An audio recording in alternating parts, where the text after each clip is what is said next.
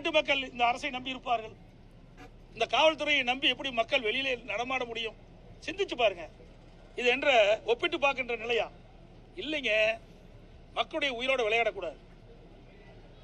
எல்லா உயிர்களும் காக்கப்பட வேண்டிய உயிர்கள். அதுதான் ஒரு அரசாங்கம். அதுக்கு தான் முதலமைச்சர் இருக்கிறீங்க. அதை விட்டுட்டு ஒப்பிட்டு பேசுவது முறையல்ல. குற்றம் நிகழாமல் பார்த்துக் கொள்வதுதான் அரசுடைய கடமை.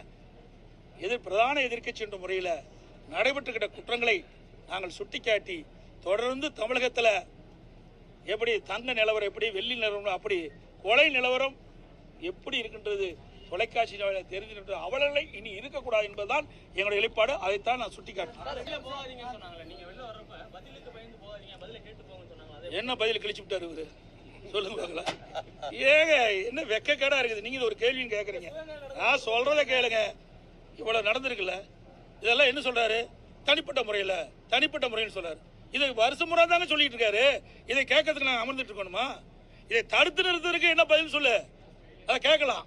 அதை விட்டுட்டு எப்பொழுது பார்த்தாலும் நாங்கள் குற்றவாளிகளை கைது செய்கிறோம். இது எல்லா ஆட்சியும் தான் செய்யறாங்க. இதுக்கு என்ன போய் நீங்க முதலமைச்சர் இருக்க வேண்டியது? இது எப்படி தடுக்கப்படுவது அதுதான் முக்கியம். அந்த கேள்விக்கு ஏதாவது பதில் சொல்றாரா? இல்லையே. நாங்க பயந்துக்கிட்டுலாம் வரலைங்க. எங்களை பேச அனுமதிக்காத காரணத்தினால் நாட்டில் நிலவுகின்ற பிரச்சனையை எடுத்து சொன்னா இந்த அரசாங்கம் காலி ஆயிரும். இந்த அரசாங்கம் இருக்காது, காணாமல் போய்விடும்.